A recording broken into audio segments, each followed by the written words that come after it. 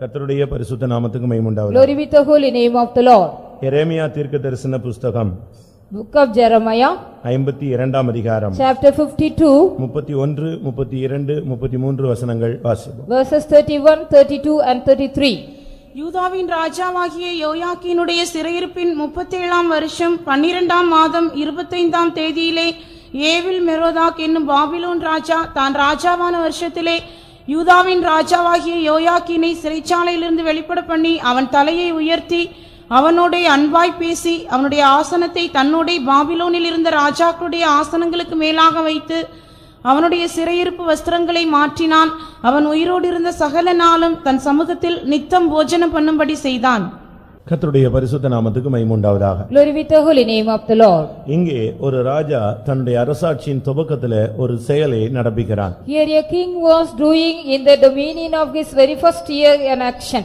ஒரு ராஜா அதற்கு முன்பாகவே வருட கணக்காக சிறைச்சாலையில் கிடந்தான். Before that a king was for many long years he was imprisoned. யூதாவின் ராஜாவாகிய யோயாக்கீம் சிறையிருப்பிலே 37 வருடங்கள் இல்லாவிட்டால் 38 வருடங்கள் கிடந்தான். Almost 38 long year the king of Judah Jehoiakim he was in the prison.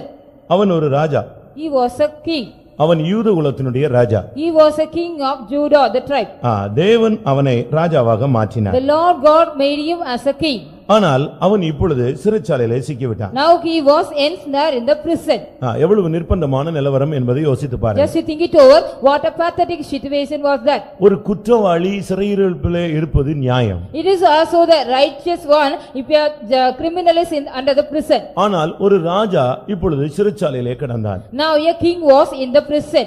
ஒரு நாள் அல்ல, not only one day, 2 நாள் அல்ல, not 2 days, இல்லாவிட்டால் சில வருடங்கள் அல்ல, not some years. அவனுடைய நீங்கள் அதை படித்து பார்த்தால் 37 வருடம் இல்லாவிட்டால் 38 வருடத்துக்கு 5 நாள் கம்மி. So if you read about that 37 or 38 years there is less, only 5 days or less for that. நீங்க படிச்சு பாத்தீங்கன்னா 37 வருடம். If you read about in 37 years, 12ஆம் மாதத்திலே 25ஆம் தேதியிலே அவனுக்கு விடுதலை கிடைத்தது. in the month of 12th month 25th day he was set free. அப்பனா 5 நாள் தான் கம்மி, 38 வருடம் அவன் சிறைச்சாலையில கடந்த ஒரு ஆள். Almost he was in the prison for 38 years, only very 5 days were less for that. இவன் 18 வயதிலே இவன் சிறைச்சாலைக்கு போன ஒரு ஆள். At the age of 18 he was gone to the prison. யோசிச்சு பாருங்க. Just think it over. வாழ்க்கையில அவனுடைய வாழ்க்கை எப்படி அமைஞ்சிருச்சுன்னு பாருங்க. See in his life how was his life set over. பிரியமானவர்களே, உங்களுடைய வாழ்க்கையோடு இவனுடைய வாழ்க்கையை ஒப்பிட்டு பார்த்தால் நம்முடைய வாழ்க்கையை விட அவன் மிகவும் தாழ்ந்த நிலவரத்தில் இருந்திருக்கிறான். Beloved, if you also compare his life with your life, his life was so superior, inferior to us.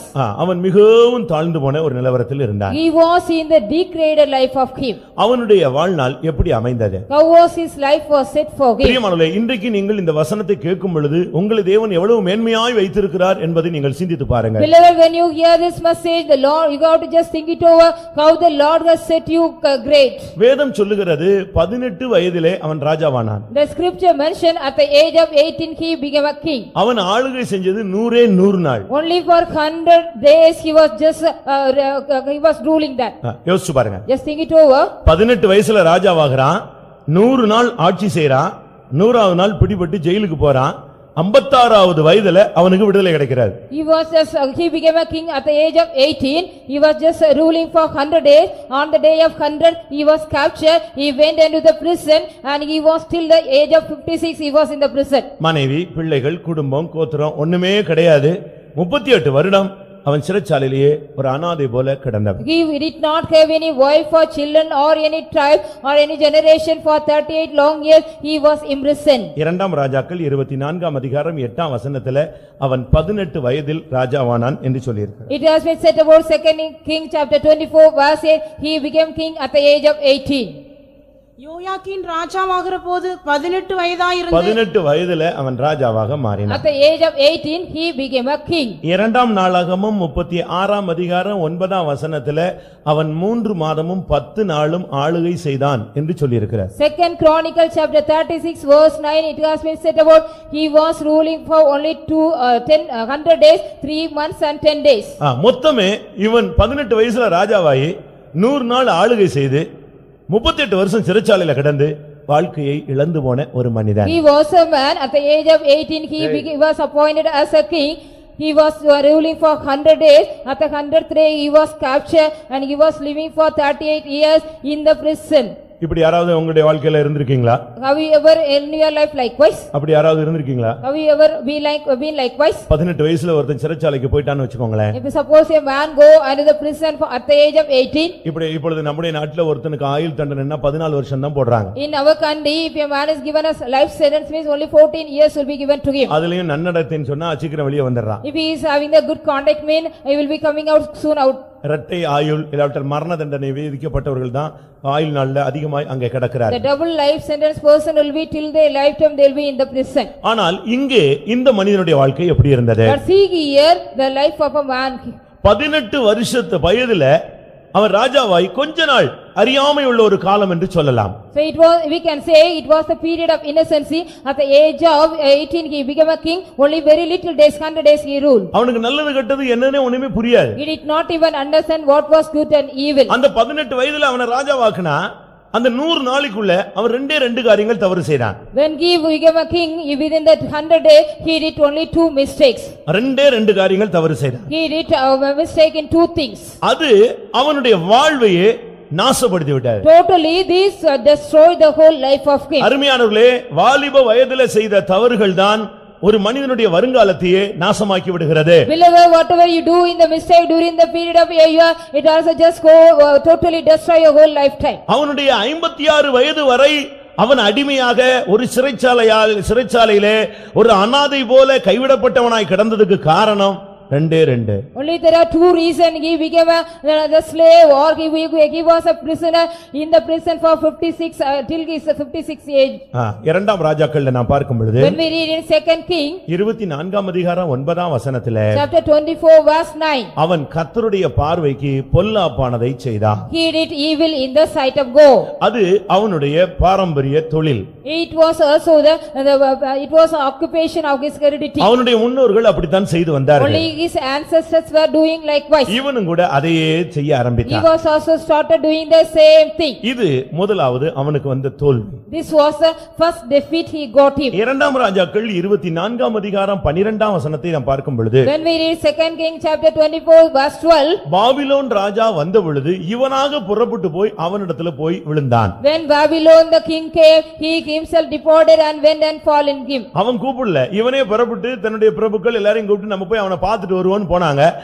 அவனை பிடித்து கொண்டான். He did not invite him. When he came, he himself went with all the princes of him. When he captured him. எவ்வளவு நிர்பந்தமான நிலவரம் யோசிச்சு பாருங்க. See what a pathetic situation was that. ஒன்று, கர்த்தருடைய பார்வைக்கு நீ பொல்லாப்பானதை செய்தால் உன்னுடைய வருங்காலம் அழிவை நோக்கி போகிறது. One thing, if you also do evil in the sight of the law, your future will be going into destruction. இரண்டாவது, அவன் பாபிலோன் ராஜாவை அவனே தேடி போய் அவனிடத்தில் மாட்டிக்கொண்டான். Secondly, he himself went sought about the king of Babylon and he ensnared with him. Babylon உலகத்தின் அதிபதியை காண்பிக்கிறது. Babylon shows the prince of this world. இல்லாவிட்டால் பாவத்தின் உச்சகட்டத்தை Or காண்பிக்கிறது. he shows about the peak of the sin. இல்லாவிட்டால் உலக இச்சையை Or காண்பிக்கிறது. he shows about the lust of the world. இல்லாவிட்டால் குழப்பத்தை காண்பிக்கிறது. Or he shows about the confusion.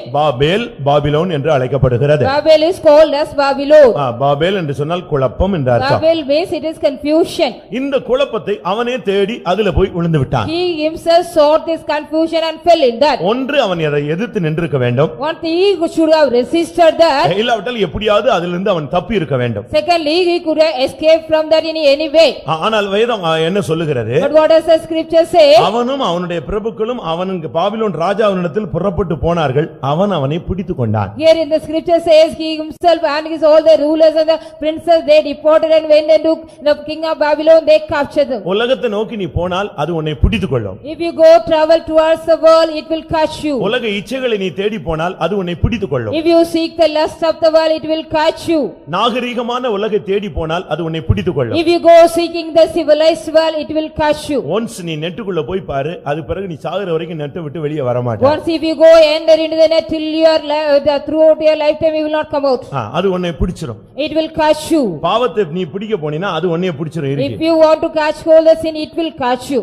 அது பிறகு உன்னை விடாது. After that it will not leave you at all. உன் வாழ்க்கையை சீரழிச்சிட்டு தான் அது உன்னை விட்டு போகும். Only it will destroy your life, then only it will go. இவன் தான் அத போய் அவங்களை தேடி போனான். Only he himself went and saw those people. அந்த பாபிலோன் ராஜா இவனை பிடித்து விட்டான். That king of Babylon caught him. அவன் இவனை மன்னிக்க கூட இல்ல. He did not even forgive him. அவனை விடுதலைக்கு வாய்ப்பு கூட He கொடுக்கல. did not give any chance to deliver him. இவனை அங்க கொண்டு போய் போட்டுட்டான். He was placed in the prison. ஆனால் இவன் சாதாரண ஆள் கிடையாது. But he was not an ordinary man. வாக்குத்தத்தம் பெற்ற ஒரு மனுஷன். He was a man, he received the promises. இவனை நாம் வேதத்திலே மற்றொரு இடத்திலே பார்க்கும் பொழுது When we read about him in another place in the scripture, எரேமியா தீர்க்கதரிசியின் புத்தகத்திலேயே even in the book of Jeremiah, இவனுடைய இன்னொரு பெயர் சொல்லப்பட்டிருக்கிறது.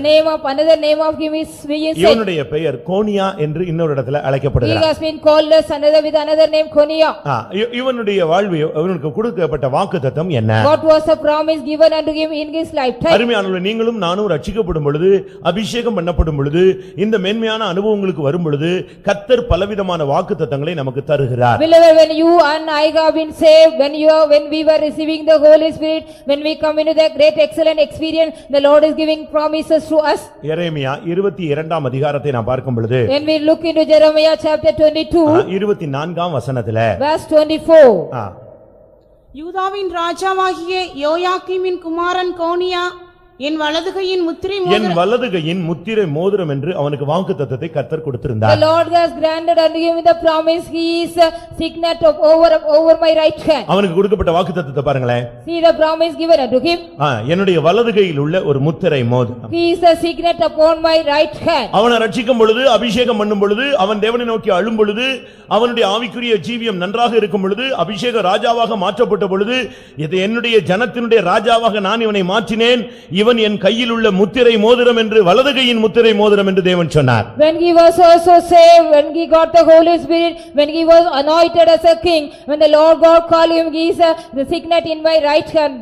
ஆனால் இப்பொழுது என்ன நடந்தது? But now what happened? பிரியமானவர்களே, உங்களுக்கும் கூட சில வாக்குத்தத்தங்களை கர்த்தர் கொடுத்திருப்பார். Beloved, to unto you also the Lord might have granted some promises. வாக்குத்தத்தங்களை நிறைவேற்ற தேவன் உண்மையுள்ளவர். The Lord God is faithful to carry out the promises. இன்றைக்கு உங்களிலே அந்த வாக்குத்தத்தங்கள் நிறைவேறி இருக்கிறதா? Today have the promises have been carried out in your life. இன்றைக்கு अनेகருடைய ஜீவியத்திலே இந்த வாக்குத்தத்தம் நிறைவேறவில்லை. In many people's life these promises have not been carried out. அதற்கு பதிலாக ஜட்ஜ்மென்ட் வந்து கொண்டே இருக்கிறது. Instead of that they are going on receiving the judgment. அடி மேல அடி விழுந்து கொண்டே இருக்கிறது. They are getting the blows upon blows. எழும்ப முயற்சித்தும் திரும்பவும் எழும்ப முடியவில்லை. They wanted to get up even though they cannot even get up again. விடுதலையை வாஞ்சித்தும் விடுதலை கிடைக்கவில்லை. They are desiring the deliverance, they are not even getting the deliverance at all. முன்னேற்றத்தையும் செழிப்பையும் தேடி முன்னேற்றமும் செழிப்பும் எட்டாக்கனியாக போய்விடுது. Even they are wanting the development as well as the progress, it is like the fruit which cannot they reach. அருமையானவர்களே, உங்களுக்கு எந்த விதமான தெய்வீகமான ஆசீர்வாதமான நிறைவான வாக்குத்தத்தங்கள் உங்களுக்கு கிடைத்திருந்தாலும், உங்களுடைய வாழ்வை நீங்கள் சீரழித்தால், கர்த்தருக்கு விரோதமாய் பொல்லாப்பானதை செய்து உலகத்தின் வல்லமையிலே நீங்கள் பிடிபட்டால், அந்த வாக்குத்தத்தம் உங்களுக்கு நிறைவேறாமல் தேவனுடைய நியாய தீர்ப்பு உங்களுக்கு நிறைவேறுகிறதா இருக்கிறது. Beloved child of God, if we also go into the divine nature as well as if you receive all the promises of God, if you do evil in the sight of the Lord, mean these promises will not be carried out, but the judgment will be given to you. நீங்க யோசிச்சு பாருங்க. Just you think it over. வாக்குத்தத்தம் பெற்ற अनेகர் இன்றைக்கு நியாய தீர்ப்பை பெற்றுக் கொண்டிருக்கிறார்கள். The people those who received the promises, today they are receiving the judgment. எரேமியா 22:24 நாம் முழுவதுமாக வாசிப்போம். Let us read Jeremiah 22:24. யூதாவின் ராஜாவாகிய யோயாக்கீமின் குமாரன் கோனியா என் வலதுகையின் முத்திரை மோதிரமாயிருந்தாலும் அதிலிருந்து உன்னை கழற்றி எரிந்து போடுவேன் என்று என் ஜீவனை கொண்டு சொல்லுகிறேன் என்று கர்த்தர் சொல்லுகிறார். என் கையிலே வலதுகையிலே முத்திரை மோதிரமாய் வைத்திருந்த நான் உன்னை என்னுடைய கையிலிருந்து கலற்றி எரிந்து விடுவேன்னு கர்த்தர் சொல்றார். The Lord says, I have kept you as a signet upon my right hand, I will pluck it and throw you. தேவனுக்கு ரெண்டு பகுதி இருக்கிறது. There are two portions for God. ஒரு பகுதியிலே தேவன் அன்புள்ளவர், மற்றொரு பகுதியை திருப்பி பார்த்தால் தேவன் பட்சிக்கிற அக்கினி. In one angle God is very loving, in another angle he is a consuming fire. இந்த ரெண்டு விதத்துல நீங்கள் எந்த விதத்துல தேவனை நீங்கள் அனுபவித்து வருகிறீர்கள்? In which way are you enjoying with God? 18 வயதில at the age of 18, அறியாமையுள்ள காலங்களில் in the age of his innocence, தன்னுடைய புத்தியினத்தினால் கர்த்தருக்கு விரோதமாய் பொல்லாப்பானதை செய்தான். because of his foolishness he did evil in the sight of God. அவனுக்கு நியாய தீர்ப்பு அருளப்பட்டு விட்டது. He has been given the judgment. நீங்க நினைக்கலாம் எவ்வளவோ தவறு செஞ்சுட்டு எத்தனை பேர் வந்து உட்கார்ந்து இருக்கிறான். You may be thinking after doing lot of mistake, how many people are seated here? நம் கண் முன்னாலேயே பலரும் பல விதங்களிலே தவறு செய்கிறார்களே. In our sight, there were many people are doing various mistakes. அவர்களுக்கெல்லாம் தண்டனை இல்லையே. They don't get any punishment or any judgment. நான் இன்றுதான் இப்பொழுதுதான் சின்ன காரியங்கள் செய்தேன், உடனே என்னை தேவன் இப்படி பண்ணிவிட்டார் என்று Even சொல்லுவார். today I have done a very small mistake, the Lord has done likewise. ஒன்றை நீங்கள் புரிந்து கொள்ள வேண்டும். One thing you should understand. தவறு செய்து ஒரு மனிதன் தண்டனை அனுபவியாமல் போனானால் அவன் வேசியின் பிள்ளை. If a man after doing the mistake, he does not go get the judgment, he is a son of the harlot. ஒருவன் தவறு செய்த உடனே தண்டனை கிடைக்குமானால் அவன் தேவனுடைய பிள்ளை. If a man after doing the mistake, he receive the punishment, he is a child of God. தகப்பன் எவனை நேசிக்கிறாரோ அவனை அவர் சிட்சிக்கிறார். Whomever the father loves, he chastens. அவன் சிட்சியாதிருந்தால் அவன் வேசியின் பிள்ளை என்று சொல்லி If இருக்கிறார். he does not chasten him, he is a person. ஒருவேளை தேவனுடைய தண்டனையிலிருந்து நீ தப்பி போகிறதினால் ஞானி என்று எண்ணிவிடக் கூடாது. Because you should not consider yourself as a wise man, you are escaping from the judgment. இங்கே பாருங்கள், 18 வயதில போய் சிக்கின மனிதன் இப்பொழுது 56 வயது, இப்பொழுது வரைக்கும் அவன் அனாதை போல கிடந்தான். Here you see, at the age of 18 he was also called, till the age of 56 as an orphan he was in the prison. அதே எரேமியா 22ஆம் அதிகாரத்திலே அவன் ஒரு அவமதிக்கப்பட்ட சிலை என்று சொல்லி இருக்கிறார். Even in the same Jeremiah chapter 22, he was also a ashamed idol. அவனை நான் புத்திர சந்தானம் இல்லாமல் ஆக்குவேன். I will make him no generation for him. அவனை ஒரு அனாதை போல மாற்றுவேன். I will change him as an orphan. பாருங்க, தேவனுடைய ஜட்ஜ்மென்ட் ஒருத்தனுமே தாங்க முடியாது. See here, nobody can bear the judgment of God. அதனால ஜட்ஜ்மென்ட்க்கு நேரா தயவு செய்து யாரும் போய் விடாதீங்க. Please don't go anybody near the judgment. வாலிப வயதில் ஜட்ஜ்மென்ட்டை நோக்கி நீங்கள் போனீங்கனால் உங்களுடைய வருங்காலம் முழுவதும் அழிந்து போய்விடும். At the age of the youth, when we also go towards the judgment, your future whole time will be destroyed. 38 வருடமாக அந்த மண்டபத்திலேயே, அந்த பெதஸ்தா மண்டபத்திலேயே ஒருவன் கிடந்தான். A man was also near the porch of the Bethesda for 38 long years. 40 வருடமாக அந்த தேவாலயத்தின் வாசல்ல ஒருவன் சப்பானியாய் கிடந்தான். A man was being lame for 40 long years near the door of the temple of God. 18 வருஷமாக பலவீனப்படுத்துகிற ஆவியினால் ஜெபாலயத்திலே ஒரு பெண் கிடந்தாள். A woman was also in the synagogue for 18 long years, she was caught by the 12 வருடமாக பெரும்பாடினால் வீட்டிலே ஒரு பெண் கிடந்தாள். There was also a woman with a hemorrhage for 12 long years at home. யோசிச்சு பாருங்கள். Just you think it over. 8 வருடமாக அந்த பரிசுத்தவான்கள் மத்தியிலே திமிர்வாதக்காரனாய் ஒருவன் கிடந்தான். There was also a man like a Pharisee man in the for 8 long years in the midst of the saints. வருடங்கள் போனது, விடுதலை இல்லை. Even the years were passed on, they did not get any deliverance. ஆனால் குறிக்கப்பட்ட காலம் வந்த பொழுதோ தேவன் இறங்கி வந்தார். But when the appointed time came, the Lord God came down. நான் படிச்சு பார்த்தபோது When I read that, 37 வருடம் for 37 years, 11ஆம் மாதம் 25ஆம் தேதி அந்த டைம்ல கரெக்டான நேரத்துல கர்த்தர் அந்த இடத்துல அவனுக்கு விடுதலையை the வாசித்தார். 12th month and the 25th day, the Lord God set him free. பிரியமானவர்களே, உங்களுடைய வாழ்க்கையிலே எத்தனை பேர் சிறையிருப்பில் இருக்கிறீர்கள்? Beloved, how many of you are in your life under the prison? தூங்காதீங்க. Please don't sleep. என் பிரசங்கம் தூங்குற மாதிரியா இருக்கு, எனக்கு டவுட் ஆயிடுச்சு. இப்போ Yes, I feel doubt. நீங்க இப்ப தூங்கிட்டீங்கன்னு வச்சுக்கோங்களேன், நான் சொல்றேன், சும்மா தப்பா சொல்லல. இப்போ தூங்கிட்டீங்கன்னா இந்த மெசேஜுக்கு ஏத்த போராட்டம் வரும்போது நீங்க தூங்கிடுவீங்க, தோத்துருவீங்க. Suppose if you sleep now, when you get the conflict according to this message, what you hear, you can't escape. ஆராதனையில் தூங்கினவன் ஆவி இழந்தான், ஆத்மாவே இழந்துருவான். One who slept in the worship, he will lose his spirit even. அதுக்கு தான் நீங்க night ஃபுல்லா ஜெபிச்சிக்கலாங்க நீங்க. So that have you all prayed for yesterday night? சொல்லுங்க, நான் நைட்டில் 10 மணியிலிருந்து காலை 7 மணி வரை ஜெபித்து விட்டு வந்தேன்னு ஒரு ஆள் கையை வைத்திட்டு பார்க்கலாம் என் சிவகாசியில. At least one person raise your hand from 12 o'clock to 7 o'clock. I prayed yesterday night and came here. அப்ப நைட் தூங்கி தானே செஞ்சிருக்கிற? So you have slept, no? நீங்க அப்படியே அப்சர்வ் பண்ணிட்டே இருக்கணும். You have to go on observing this.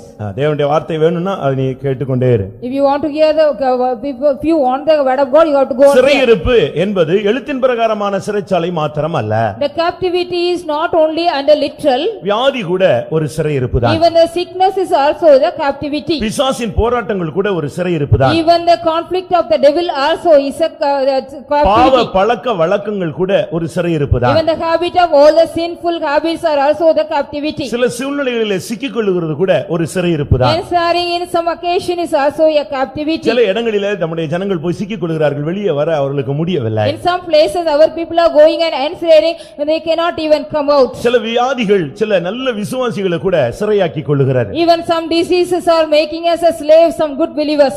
எப்படி இருக்குன்னு யோசிச்சு பாருங்க. How it would be, just think it over. நீங்கள் ஏதாவது சிறையிருப்பிலே சிக்கி இருக்கிறீர்களா? Have you ever caught into any captivity? வியாதி, பாவம், பிசாசு, சூழ்நிலை, கெட்ட பழக்க வழக்கங்கள் இப்படிப்பட்ட சிறையிருப்புல யாராவது சிக்கி இருக்கிறீர்களா? Have you ever ensnared in the captivity like the sin or the devil or any evil conduct of you, பாருங்க, characters of you? 18 வருடமா அந்த பெண்ணை அந்த ஆவி பலவீனப்படுத்துற ஆவி அப்படியே கண்ட்ரோல் For பண்ணிடுச்சு. 18 long years the spirit of infirmity was controlling that woman. அவ டெய்லி கோயிலுக்கு தான் வந்திருந்தா. Every day she attended the church கூன் தான். and she was a bent woman. கூனி கூனி கூனி கோயிலுக்கு வந்து உட்கார்ந்துருவா. Even with a bent back she used to come to the church of God. ஆனாலும் அந்த அந்த சிறையிருப்புல இருந்து அவளுக்கு விடுதலை கிடைக்கல. Even though she did not get any deliverance from the captivity of God. நீங்க யோசிச்சு பாருங்க, இந்த யோயாக்கீன் 38 வருடம் அப்படியே ஒரு அனாதை போல அவனை யாருமே வெளியே எடுக்கல, யாரும் அவனை வெளியே கொண்டு வரதுக்கு முயற்சியும் எடுக்கல. Like an orphan, he was Jehoiakim, he was also for 36 years he was under the 38 captivity. years. 38 years he was under the captivity. அவனை வந்து யாருமே வெளியே கொண்டு வரல. None of them brought him out. அவனை பிடிச்சிட்டு வந்த ராஜா வெளியே கொண்டு வரல. The king, one who caught him, he did not bring him out. அடுத்து செகண்ட் நேபுகாத்நேச்சார்னு ஒருத்தர் வந்தான், அவனும் கூட இவனை வெளியே கொண்டு There வரல. was another king, the second Nebuchadnezzar, he did not bring him out. இவன் சிறைச்சாலையிலேயே கிடக்குறான். He was only in the prison. அவனுக்கு வெளியே கொண்டு வர்றதுக்கு அவங்க தாய் தகப்பன் யாருமே கிடையாது, எல்லாமே செத்து போயிட்டாங்க. அவங்க எல்லாம் எங்கேயோ இருக்கிறாங்க, அழிஞ்சு போயிட்டாங்க. அவனை வெளியே எடுக்கிறதுக்கு யாருமே உதவி செய்யவில்லை. Nobody was helping to brought him out. The parents of him, they have died away, they were somewhere. அவனுக்கு நண்பர்கள் அவனை வெளியே எடுக்க முடியல.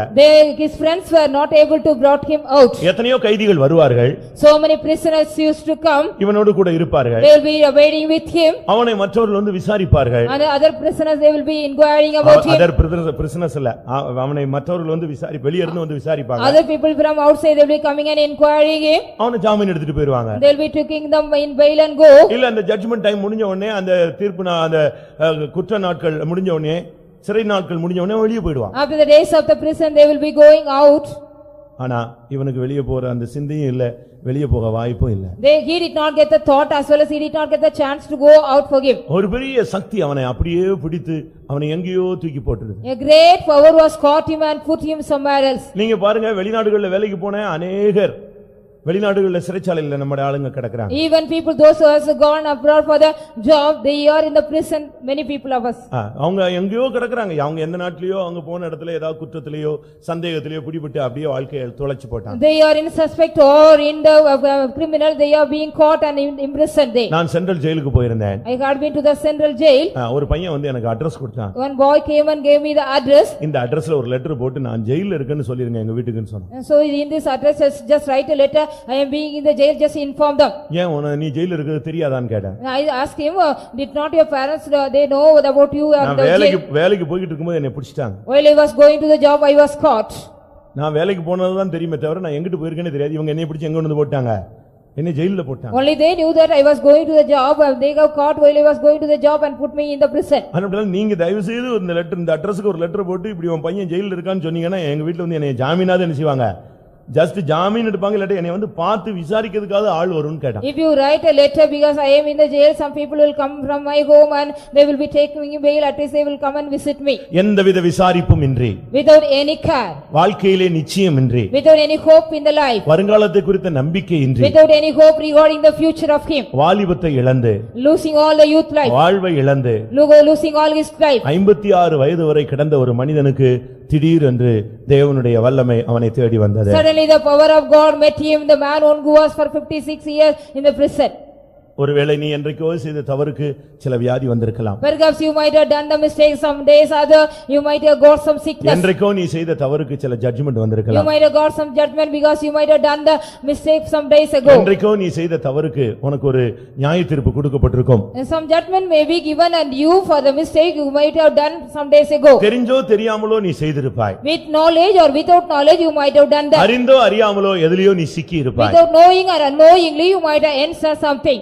ஆனால் பிசாசு உன்னை வகையாய் பிடித்துக் கொண்டான். But the devil also caught you correctly. நீங்க அந்த வசனம் மட்டும் படிங்களே. Please read that word. 2 ராஜாக்கள் 24 அதிகாரம் 12 வசனத்துல அவன் புறப்பட்டு போனான், அவனை பிடித்துக் கொண்டான். 2 King 24:12.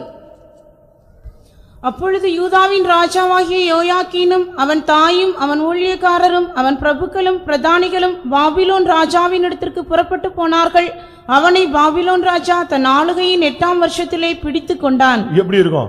இவன் போனா, ஆனா அவனை மொத்தமா பிடிச்சு வச்சுக்கிட்டான். When he went there totally, he captured them. அறிந்தோ அறியாமலோ இவன் போய் அங்க போனான். ஆனா அவன் வசமா அவனை பிடிச்சு ஒண்ணுமில்லாம ஆக்கிட்டான். Knowingly or unknowingly went and sought him that he just caught and captured them. ஆனால் கர்த்தர் முதலாம் நேபுகாத்நேச்சாரை அழித்து இரண்டாம் நேபுகாத்நேச்சாரை அழித்து இவனுக்கு சாதகமான ஒரு நபரை அந்த இடத்துல கொண்டு வந்தார். But the Lord God destroyed the first Nebuchadnezzar and the second Nebuchadnezzar and brought a man favorable unto him. நான் இன்றைக்கு உங்களுக்கு சொல்லுகிறேன், உங்களுக்கு எதிரான இருந்த எல்லாரையும் கர்த்தர் அகற்றப் போகிறார். Today I want to tell you whatever the things and the people those who are against you, the Lord is going to remove everything. இதுல இரக்கமே தேவன் பாராட்ட போறது இல்ல. The Lord is not going to show any compassion in this. அந்த எதிராக இருக்கிற அந்த நபர்களை அகற்றினால்தான் கர்த்தர் உன்னை இந்த இடத்துல தன்னுடைய வார்த்தையை அனுப்பி உன்னை உயர்த்த முடியும். Only then the Lord can remove all the people those who are against you. The Lord can send the word of him and just lift you up here. அந்த நேபுகாத்நேச்சார் இருக்கும் வரை உனக்கு விடுதலை கிடையாது. Till the Nebuchadnezzar alive, you will not be delivered at all. அந்த Nebuchadnezzar மரித்த அடுத்த நாள் ஏவில் மொராதாக் பதவியில வந்து The very next day, on the day of the death of Nebuchadnezzar, Evil-Merodach came to the ruling. துன்மார்க்கனை உற்று விசாரித்தாயானால் அவன் அங்கே இல்லை. If you also seek about the wicked man, he is not there.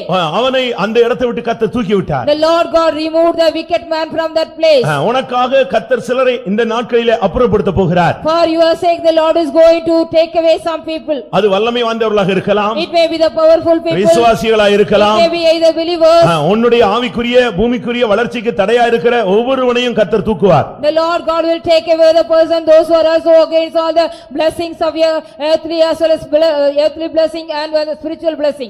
தேவனால் அதை உனக்கு செய்ய முடியும். The Lord can do that for you. அப்படி விசுவாசிக்கிறவங்க எல்லாம் கரங்களை உயர்த்தி அல்லேலூயா சொல்லுங்கள் Those who பார்க்கலாம். are believing that raise your hand. நான் படிச்சு பார்த்தேன், நேபுகாத்நேச்சாரை தூக்கிட்டு ஏவில் மொராதாக்க கர்த்தர் கொண்டு வந்து நிற்பாட்டினார். I read here and saw that the Lord took away Nebuchadnezzar and he placed Evil-Merodach in that place. முதல் நேபுகாத்நேச்சார் இருந்தாலும் இந்த காரியம் நடக்காது, இரண்டாவது நேபுகாத்நேச்சார் இருந்தாலும் நடக்காது. கர்த்தர் பார்த்தார், டைம் கொடுத்து பார்த்தார், ரெண்டு பேரும் சரியில்லை, ரெண்டு பேரும் எடுத்துட்டார். The Lord gave time to the first Nebuchadnezzar and the second Nebuchadnezzar. They did not work, so the Lord killed them. என்னுடைய வாழ்க்கையில நான் மாத்திரம்தான் சிறைச்சாலையில் இருக்கிறேன் என்று நீங்கள் எண்ண வேண்டாம். No need to think only I am under the captivity or in the prison in my எனக்கு life. மட்டும் தான் இப்படிப்பட்ட பிரச்சனைகள் என்று நீங்கள் எண்ண வேண்டாம். You no need to consider and count yourself only I have such kind of problems. யோசேப்பு சிறையில் இருந்துதான் அரசால வந்தவன். Joseph being from the prison, he came to ruling. அப்போஸ்தலர்கள் சிறைச்சாலையில் இருந்துதான் அவர்கள் ஊழியத்தை துவங்கினார்கள். Even the apostles being in the prison, they have started their mission.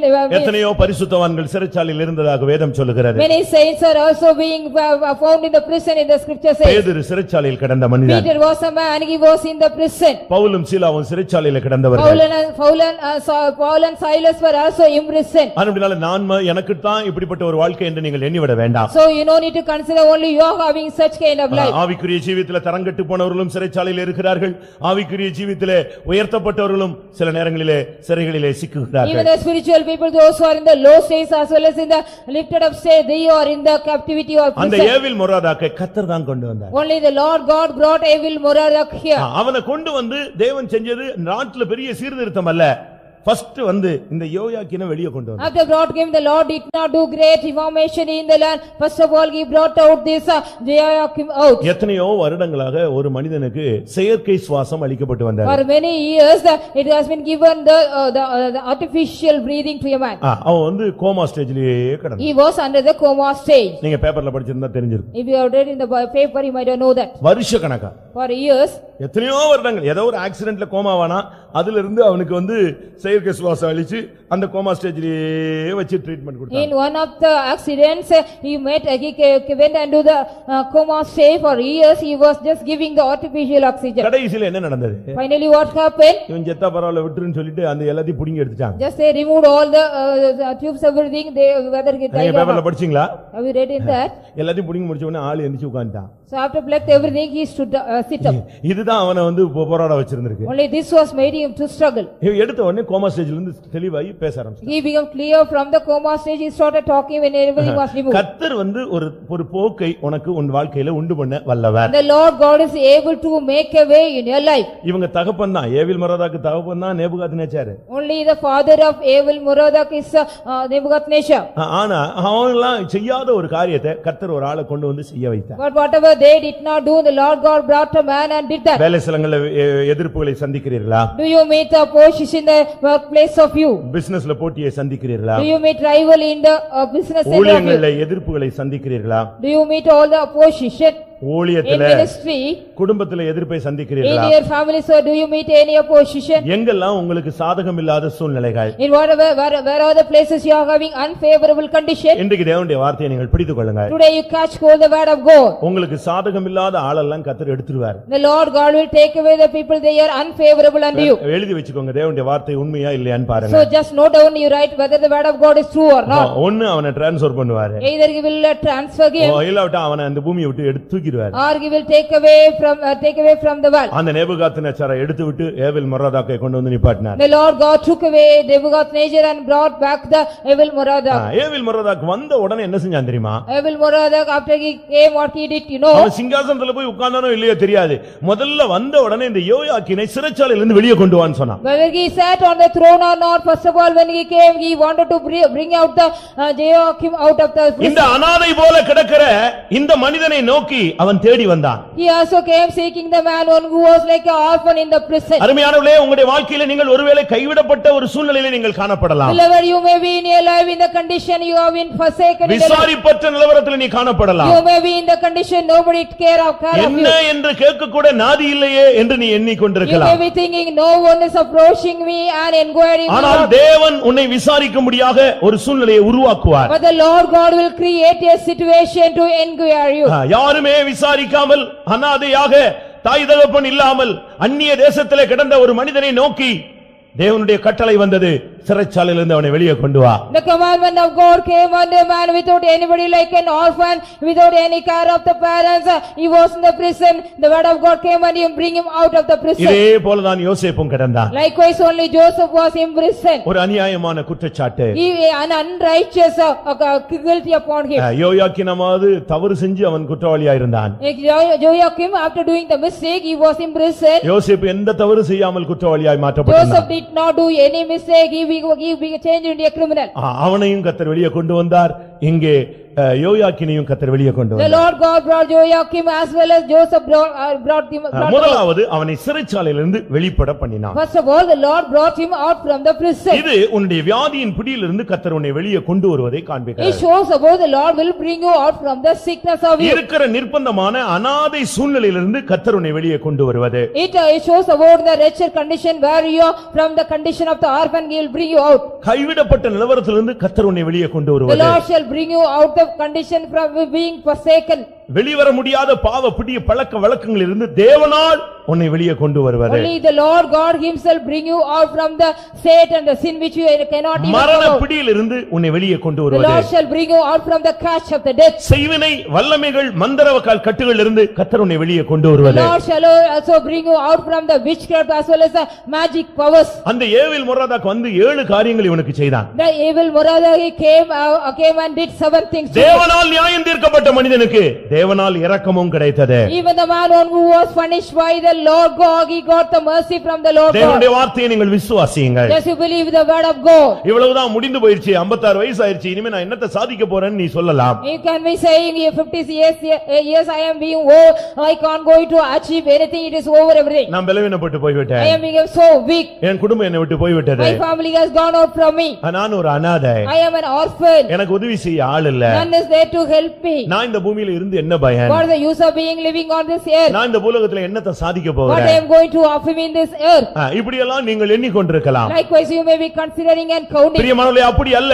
கர்த்தர் உங்களுடைய வாழ்வையும் செழிக்க வைக்க முடியும். Beloved, it is not so. The Lord can also make flourish your life. ஈசா என்கிற அந்த மரம் வெட்டப்பட்டு விட்டது. The tree called Jesse was cut out. அந்த ஈசா என்னும் அடிமரத்திலிருந்து ஒரு கிளையை செழிக்க வைத்தவர் தான் நம்முடைய தேவன். Our God is a God. He is also sprout out the branch from the root of the tree Jesse. அந்த சிறைச்சாலையிலிருந்து கர்த்தர் அவனை வெளியே கொண்டு வந்தார். From that very same prison the Lord brought him எந்த out. வல்லமை உன்னை பிடித்து வைத்திருக்கிறதோ அதிலிருந்து கர்த்தர் உன்னை வெளியே கொண்டு வருவார். Whatever the power which caught you, the Lord want to bring you out from there. இரண்டாவது, அவன் தலையை உயர்த்தினான். Secondly, he lifted up his head. அவன் சூரிய வெளிச்சத்தையே பார்க்காம கிடந்த ஒரு He மனுஷன். was a man, he did not even see the sunlight. அவனுக்கு தலையை உயர்த்தணும்னு சிந்தையே கிடையாது. He did not give any mind to just lift up his head. அவன் தலையை எப்படி உயர்த்த முடியும்? How could he lift up his head? அவன் மனுஷனால் ஜட்ஜ்மென்ட் பெற்றவன் மாத்திரமல்ல தேவனாலும் ஜட்ஜ்மென்ட் பெற்றவர். Not only he was a man received the judgment from the men, he was got the judgment from even God. நீங்க ஒன்றை புரிந்து கொள்ளுங்க. One thing you should understand. மனிதனால் நீங்கள் நியாயந்தீர்க்கப்பட்டால் பரவாயில்லை. If you are being judged by the man, it is all right. தேவனால் நீ நியாயந்தீர்க்கப்பட்டால் உன் கதி முடிந்து போனது. Your life will be finished or you will be finished if you are being judged by the Lord. ஆனாலும் கூட இரக்கமுள்ள தேவன் கடைசி நாட்களில் அவனை வெளியே கொண்டு வர சித்தமானார். Even though the merciful God want to bring him with the lost life of him to out. அவனுடைய தலையை குற்றவாளியின் தலையை உயர்த்தினார். The Lord God lifted up the head of the criminal. அந்த பானபாத்திரக்காரனுடைய தலையை உயர்த்தின தெய்வம். And the Lord God lifted the head of the cupbearer. தானியேலுடைய தலையை உயர்த்தின தேவன். The Lord God lifted the head of Daniel. யோசேப்பின் தலையை உயர்த்தின தேவன். The Lord God lifted the head of Joseph. Shadrach Meshach ஆபேத்நேகோவுடைய தலையை உயர்த்தின The தேவன். Lord God lifted the heads of Shadrach, Meshach and Abednego. இன்றைக்கும் தம்முடைய ஜனத்தின் தலையை உயர்த்துகிறவராய் இருக்கிறார். Even today he is also as God to lift up the heads of his people. அந்த எரேமியாவிலே நாம் பார்க்கும் பொழுது When we read about this Jeremiah 52ஆம் அதிகாரம் 32ஆம் வசனத்திலே Jeremiah chapter 52 verse 32, அவனோடு அன்பாய் பேசினான். he did speak kindly to him. 38 வருஷமா For 38 long years, அவன்கிட்ட யாருமே அன்பா பேசல. none of them did speak unto him kindly. இன்னைக்கு மனைவிமார்கள் எல்லாம் விசாரிங்க. You just inquire about all the wives. உங்க புருஷர்கள் எல்லாம் அன்பா பேசுறாங்களான்னு. Whether all your husbands இருங்க, நீங்க ஏன் ஸ்பீடா போறீங்க? கல்யாணத்துக்கு முன்னால அன்பா பேசினாருன்னு சொல்லுவாங்க. If you inquire about the wife, whether your husbands are speaking kindly and you before the marriage, they did speak kindly unto us. புருஷனை கேளுங்க. Just inquire all the husbands. கல்யாணத்துக்கு முன்னால என்னை விடாம நச்சரிச்சான்னு சொல்லுவான். They'll be saying before the marriage she was kindly talking unto me. இன்னும் ஒரு சிலர் விசாரிச்சா, If you inquire some others, கல்யாணமாகி ஒரு 3 மாசம் நல்லா வாழ்ந்தோம் அப்படிம்பாங்க. after the marriage for 3 years we lived happily. இந்த யோயாக்கீன் சொன்னானே, நான் 3 வருஷம் 10 நாள் நான் அரசாட்சி செய்தேன். This Joachim said so only 3 months and 10 days I reigned. அதுக்கு பிறகு After that சிறைச்சாலைக்கு போயிட்டான். he got me into the prison. அதுக்கு பிறகு உங்க வாழ்க்கை எப்படி இருந்துச்சு? After that how was your life? உன்னை பார்த்தா பிடிக்கல.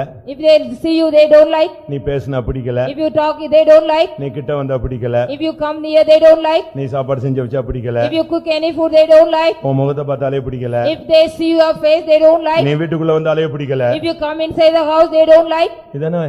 Isn't it so? இதுதான் நடந்துச்சு. Only this was happened. ஒரு பையன்ட்ட கேட்டேன், நீ ஏன்பா இப்படி எல்லாம் தப்பு பண்ணனா? என்னை யாருமே நேசிக்கவே இல்ல. So I inquired a boy, what did you do all the mistake? None loved me. உன்னை யாருமே நேசிக்கலன்னா நீ ரோட்ல போறவனை நேசிக்க ஆரம்பிச்சிருவியா? So if you don't nobody love you means will you love the person who the passerby? ஒரு பெண்ணை கேட்டேன், என்னப்பா ஏமா நீ இப்படி தாறுமாறா போயிட்டேன்னு? என்னைய வீட்டுல அப்படி கடிச்சு கடிச்சு கொதர்னாங்க. அந்த பையன் கடிக்கல, இனிமே கடிப்பான்.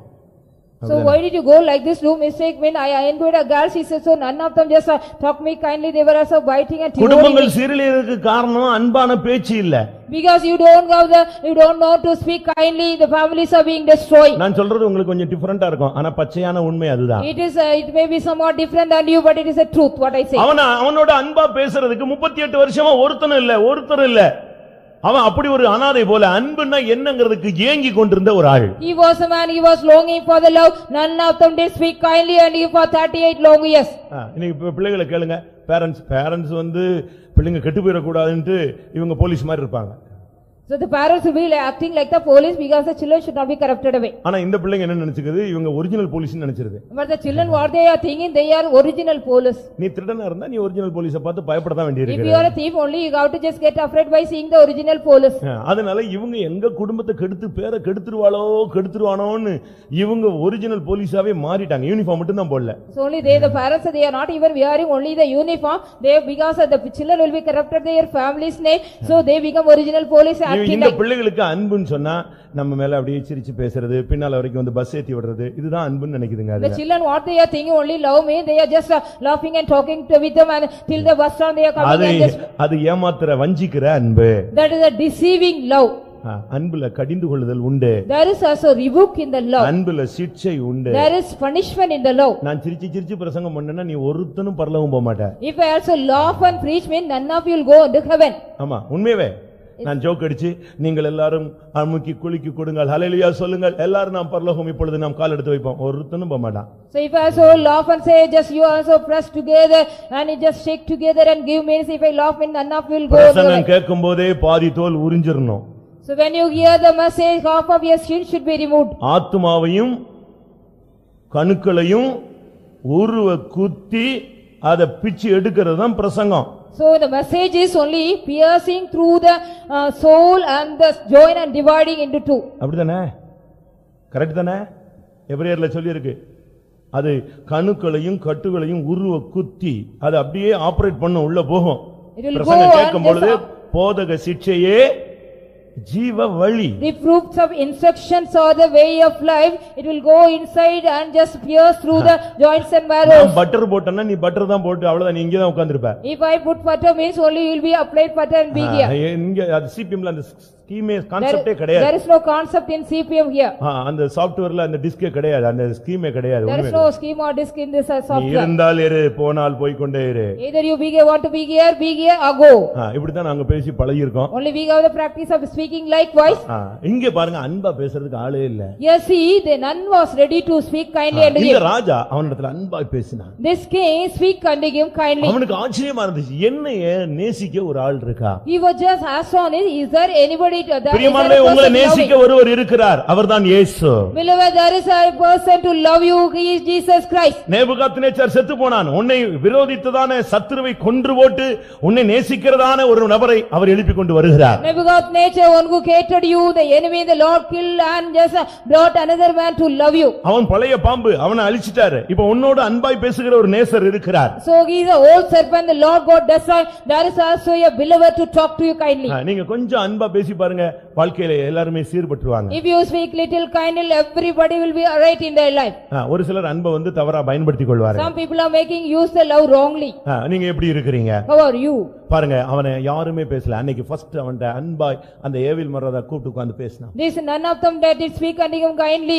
This evil Merodach just talked unto him kindly on the day. அவருடைய ஆசனங்களுக்கு மேலாக அவனுடைய ஆசனத்தை உயர்த்தி அதுல போய் உட்காருன்னு சொன்னான். So after we just brought him out from the prison, he did speak unto him kindly, as well as he made him to sit with the thrones above the thrones of the Babylonian king. நீங்கள் யோசித்து பாருங்க. Just you think it over. உங்களுடைய வாழ்க்கை எப்படி அமைய போகிறது? How is your life is going to be set? யோசேப்பை அவனை சிங்காசனத்துல கொண்டு வந்து கர்த்தர் உட்கார வைத்தார். The Lord God made Joseph to sit in the throne. தானியேலை கர்த்தர் சிங்காசனத்துல கொண்டு வந்து உட்கார வைத்தார். The Lord God made Daniel to sit in the throne. அவர் எளியவனை புழுதியிலிருந்து எடுக்கிறவர். The Lord God takes the poor man from the dust.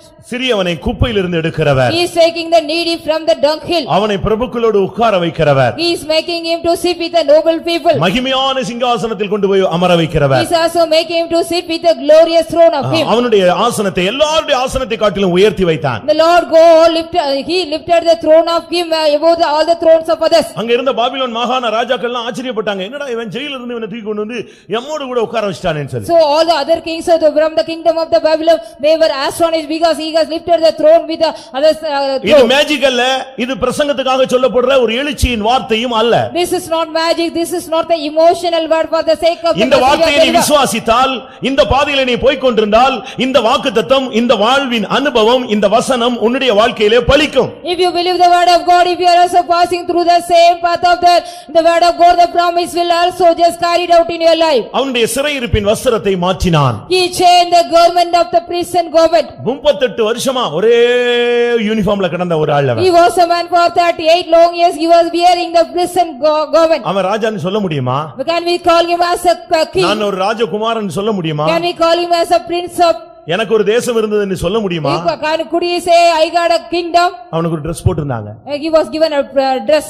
அது அந்த ஆயுள் தண்டனை கைதிகளுக்கு எல்லாம் ஒரு Dress எல்லா ஜெயில்லயும் இருக்கு, பாத்திருக்கீங்களா? Even in all the prisons they will be given a separate dress for the life sentence prisoners. சாதாரண கைதிகளுக்கு வீட்ல இருந்து Dress கொடுக்கலாம். Ordinary prison they will be ordinary prisoner they will be given the dress from the house. தண்டனை கைதிகளுக்கு அவங்க தான் Dress கொடுக்கறாங்க. Only for the people those the prisoners under the judgment they will be giving. நான் Chennai central ஜெயில்ல போயிருக்கும்போது when I had been to the Chennai Central Jail, அங்க நீங்க போனீங்கன்னா அந்த ஆயுள் கைதிகளுக்கு எல்லாம் ஒரு Dress போட்டுருக்காங்க. so for all the lifetime prisoners they will be given the separate dress.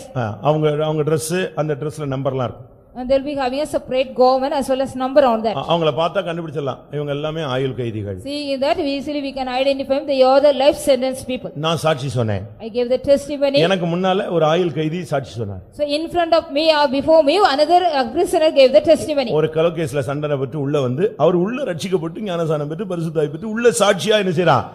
கைதி இன்னைக்கும் கைதி தான், அன்னைக்கு வெளிய வந்துட்டானே தெரியல. அன்னைக்கு அவன் கைதி உள்ள இருந்து சாட்சி சொல்றான், கர்த்தர் என்னை ரட்சித்தார். After he attended a murder case, he went inside the prison. Being inside the prison, he was saved and he just gave the testimony there. எப்படி இருக்கும்னு யோசிச்சு How பாருங்க. it would be. அவன் ஒரு ஹாஃப் டிராயர் போட்டு ஒரு shirt அவனுக்கு கொடுத்திருக்காங்க. அவங்க எல்லாம் பாத்தீங்கன்னா இப்படி ஒரு 100-150 பேர் இருப்பான். அவங்க எல்லாம் சூப்பர்வைசர் மாதிரி சுத்திட்டு இருப்பாங்க அங்க. They will be just roaming like they will be having hundreds of people likewise we are in the white dress or something and they will be roaming like supervisor. அவங்க தான் சாப்பாடு எல்லாம் பரிமாறுவாங்க. They used to supply the meals. அவங்க தான் அங்க எடுபடி வேலை ஃபுல்லா செய்யறது யாரு? மேனேஜர் மாதிரி சுத்திட்டு இருப்பான். எல்லாம் யாரு? ரொம்ப டீசெண்டா இருந்த மாதிரி இருக்கும் டிராயர் போட்டா. ஆனா அவனை பெரிய பெரிய ஜெயில் அதிகாரிகள் எல்லாம் கூப்பிட்டு அதை செய் இதை செய்ன்னு சொல்லுவாங்க. இவங்க தான் இவங்களை பார்த்தானா இந்த லோக்கல் கைதி எல்லாம் நிச்சயமா பயப்படுவான். So with seeing them the local prisoners will be getting afraid because all the officers they will be giving all the works to them, they will be assigning all the works. இவனை அழைத்து அவனுடைய சிறையிருப்பின் வஸ்திரத்தையே இந்த ஏவில் மொராதாக் மாத்திட்டான். So calling him evil Moradok changed the garment of the prison government to him. எப்படி இருக்கும் பாருங்க. Just you think it over. இந்த ஹாஸ்பிடலுக்கு போனாலே uniform மாத்திடுறானே. Even if they go to the hospital they are changing the uniform. ஹாஸ்பிடலுக்கு போய் operation அப்படி இப்படின்னாங்கன்னா உடனே போதும் ஒரு ஆணா இருந்தாலும் பெண்ணா இருந்தாலும் ஒரு நைட்டி மாதிரி ஒன்னு மாட்டி விட்டுறான். So if you go to the hospital if you want to go for the operation whether male or female like a nightie they are giving you. அப்படிதானே? So எல்லாம் மாட்டிட்டாங்க ஒரே மாதிரி கிடக்க வேண்டியதா எல்லாரும். They all have to lie down like same.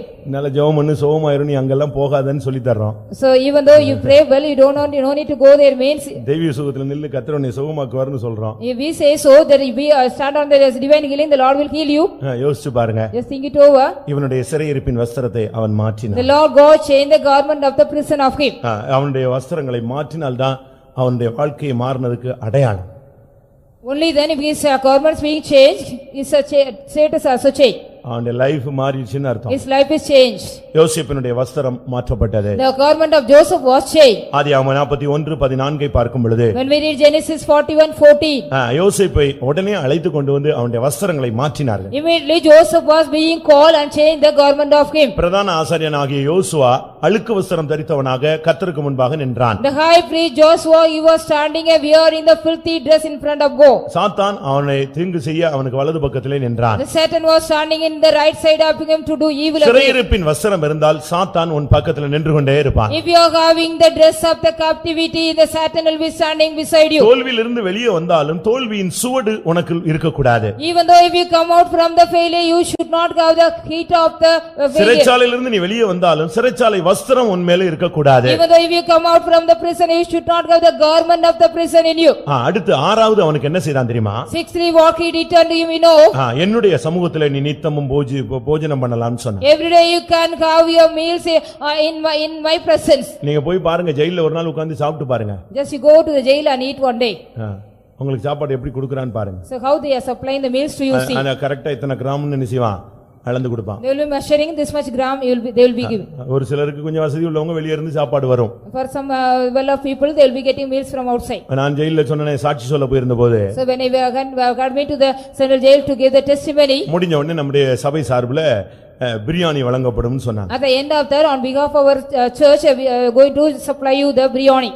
அந்த ஜெயில்ல இருந்தவெல்லாம் ஆளுக்கு ஒரு அலுமினிய பிளேட்டை தூக்கிட்டு ஒருத்தனை தள்ளிட்டு வந்து விழுந்து வரிசையில என்னஞ்சிட்டான் பிளேட்டை பிடிச்சு நிக்கிறான். All the prisoners those who are in the jail they were also pushing each other having the aluminum plate they were standing in the queue. Stage ஒட்டி ஒரு பெரிய கயிறு கட்டினாங்க. There was also a big rope tied near the stage. இப்பொழுது உங்களுக்கு பிரியாணி வழங்கப்படும். Now the biryani பாருங்க அந்த ஒரு நேர சாப்பாட்டுக்கு அவன் அந்த அலுமினிய பிளேட்டை தூக்கிட்டு ஓடி வரான் பாருங்க. திட்டுன்னு ஓடி வரான். அவன் பிளேட்டை போய் ரூம்ல இருந்து தூக்கிட்டு ஓடி வரான். So for one time meal they were also just carrying the plate their plate from their room and coming here.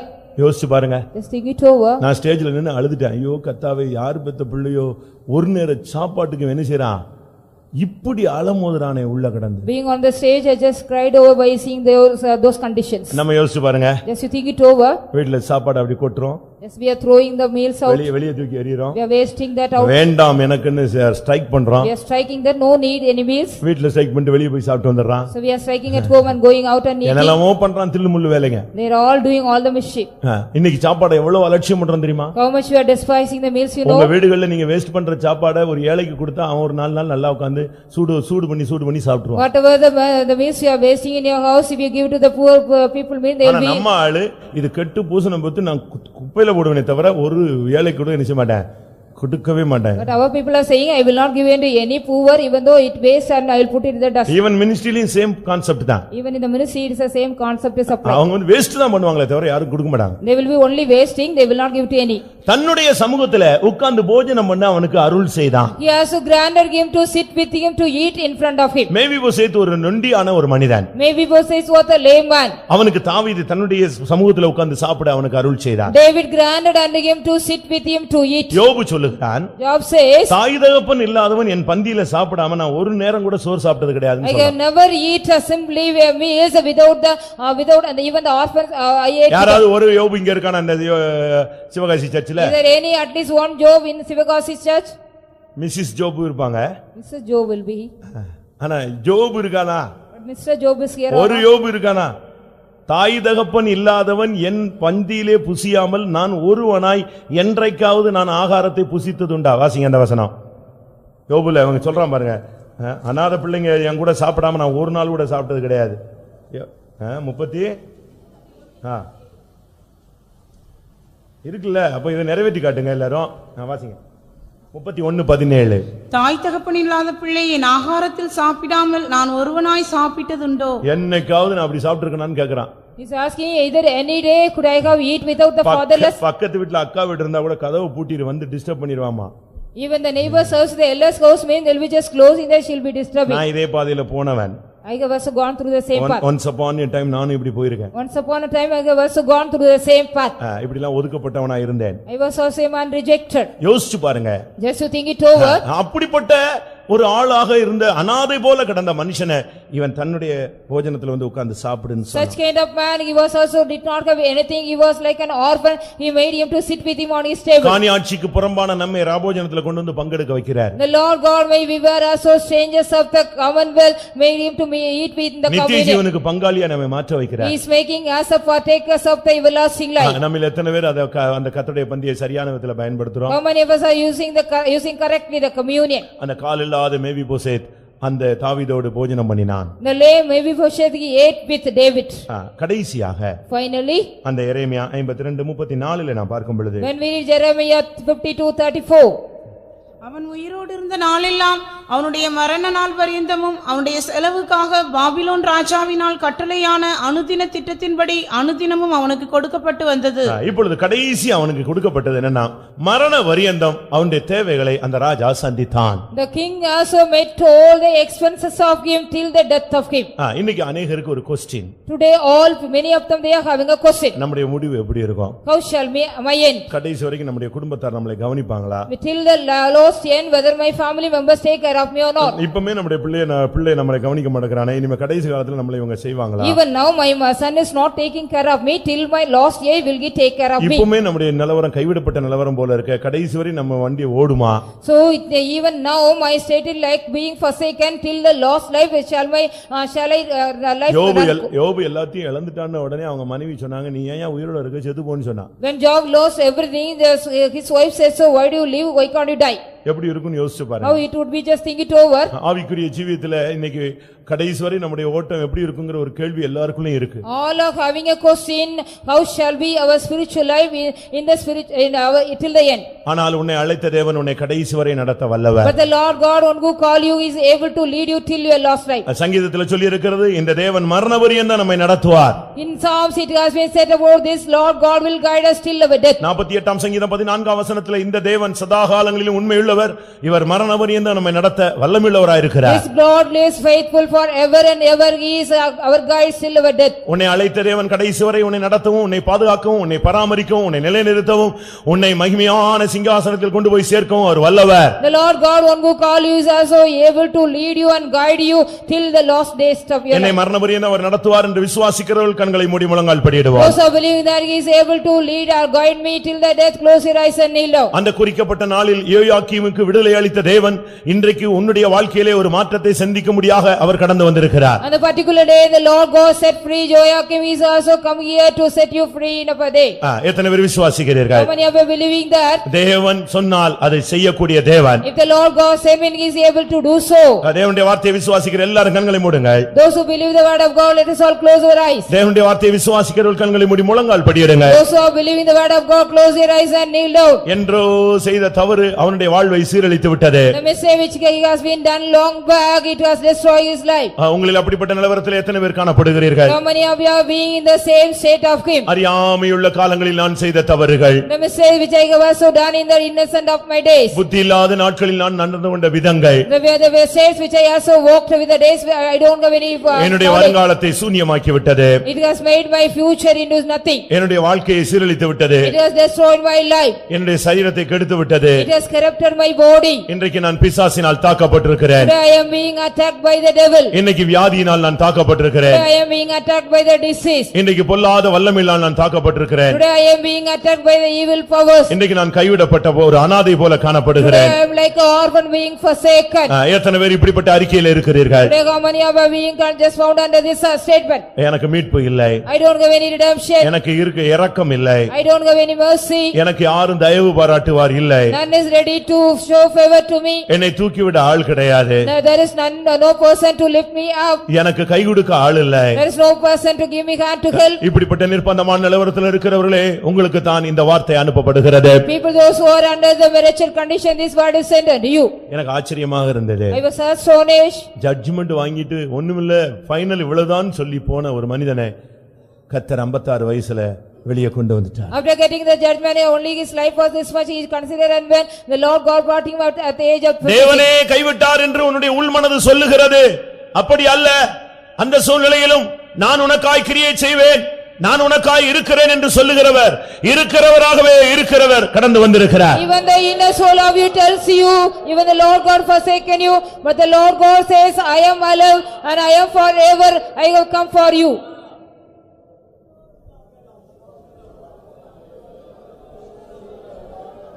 மரித்தேன், சதா காலங்களில் நான் உனக்காக ஜீவிக்கிறேன். நான் உன்னை மரண பரியந்த உன்னை நடத்துவேன்.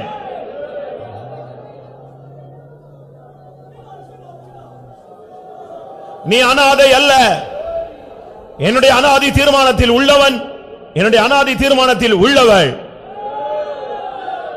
இமை பொழுது நான் உன்னை கைவிட்டேன், ஆனால் ஒரு இரக்கங்களினால் மறுபடியும் உன்னை நான் சேர்த்துக் கொள்வேன்.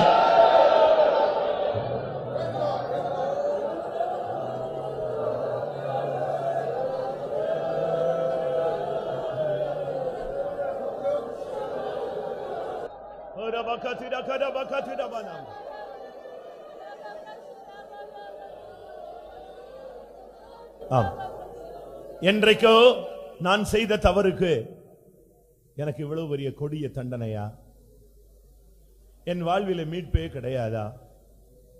இதுதான் முடிவா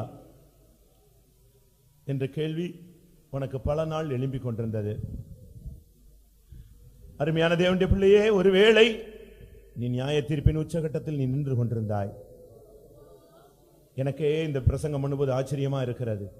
நான் அவனை கல்லற்றி தூக்கி எறிந்து விடுவேன், அவன் புத்திர சந்தானமற்றவன், அவனை நான் அனாதையாக்குவேன் எல்லாம் சொல்லிட்டு கடைசி நேரத்தில் நான் இரக்கமுள்ள தேவன்கிறதை நிரூபிக்கிறதுக்கு அவனை வெளியே கொண்டு வந்து விட்டார். ஆமென். இன்றைக்கும் அதே இரக்கமுள்ள தேவனுடைய வார்த்தை உன்னை நோக்கி வருகிறது. ஓ, உன் பிள்ளையை நோக்கி தேவனுடைய இரக்கத்தின் கரம் நீட்டப்படுகிறது.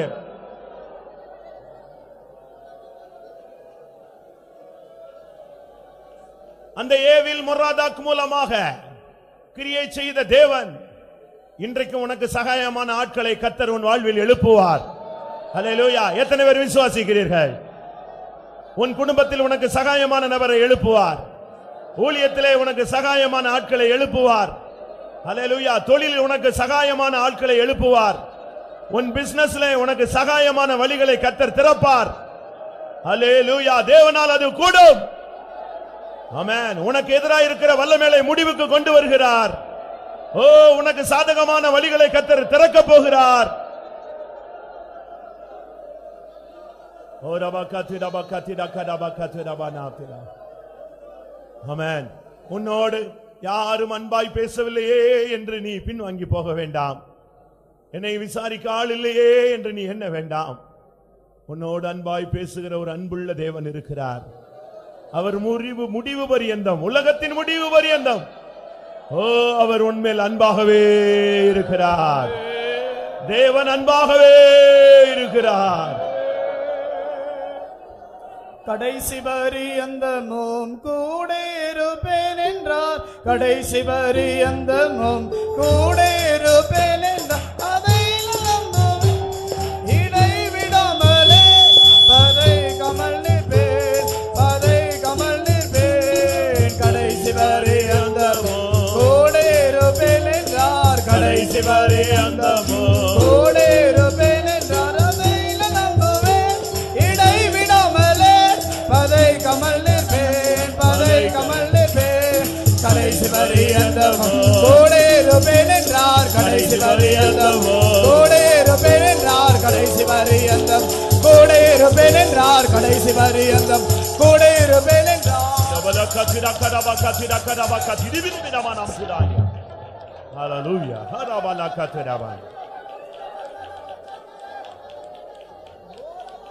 Amen. உன் சூழ்நிலையை மாற்ற அவரால் முடியும். உன் தலையை உயர்த்த அவரால் முடியும்.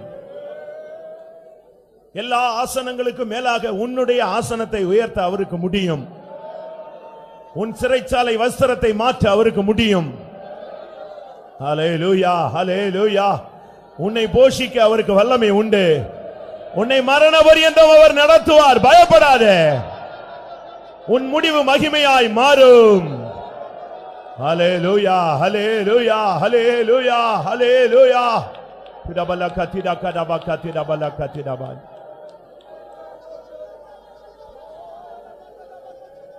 கடைசி பரியந்தமோ கூட இருப்பேன் என்றார். கடைசி பரியந்தமோ கூட இருப்பேன் என்றார். அதை நம்புவேன், இடைவிடாமலே பதை கமல் நிற்பேன், பதை கமல் நிற்பேன். கடைசி பரியந்தமோ கூட இருப்பேன் என்றார். கடைசி பரியந்தம் கூட இருப்பேன் என்றார். கடைசி பரியந்தம் கூட இருப்பேன் என்றார். கடைசி பரியந்தம் கூட இருப்பேன் என்றார். கடைசி பரியந்தம் கூட இருப்பேன் என்றார். ஹல்லேலூயா.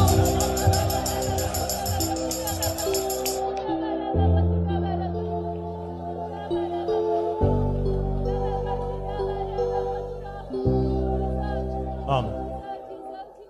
அவனுடைய தாய் ஏதோ ஒரு சிறைச்சாலையில் அடைக்கப்பட்டு அவள் வாழ்க்கை முடிந்து போய்விட்டது. ஆனால் கர்த்தர் இவனை வெளியே கொண்டு வந்தார். உன்னோடு கூட சேர்ந்த எத்தனையோ பேர் வாழ்க்கை முடிந்து விட்டது. ஆனால் கர்த்தர் உன் தலையை உயர்த்துவார். எத்தனை பேர் தேவனுடைய வார்த்தையை விசுவாசிக்கிறீர்கள்? நீ அவரை நம்பினால் கெட்டு போக மாட்டாய். அவரை நம்பினவர்கள் வெட்கப்பட்டு போனதில்லை. உன் தலையை உயர்த்தக்கூடிய நாட்கள் நெருங்கி விட்டது. உன் ஆசனத்தை உயர்த்தக்கூடிய நாட்கள் வந்து விட்டது. கர்த்தர் உன்னை கடைசி வரை நடத்துவார். உன் தாய் தகப்பன் கைவிட்டாலும், உன் புருஷன் மனைவி, உன் பிள்ளைகள், உன் பெற்றோர்கள் கைவிட்டாலும், உன்னை கடைசி பரியந்தம் நடத்தக்கூடிய தேவன் ஒருவர் உண்டு. இந்த தேவன் சதா காலங்களிலும் கடைசி பரிய மரண பரியந்தம் உன்னை நடத்துவார்.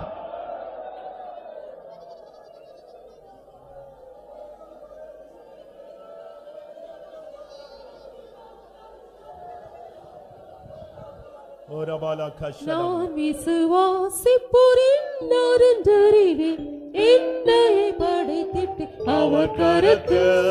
நான் விசுவாசிப்போரின் நறுந்தறிவேன், என்னை படைத்திட்டேன் அவர் கரத்து.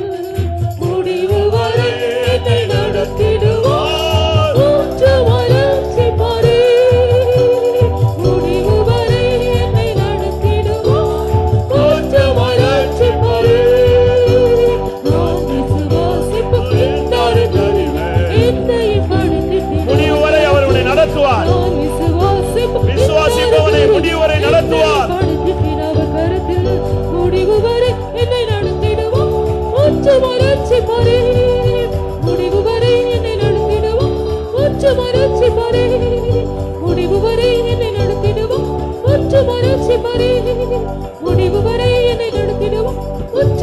ரட்சிப்பாரே முடிவு வரை என்னை நடத்திடும் கொஞ்சம் ரட்சிப்பாரே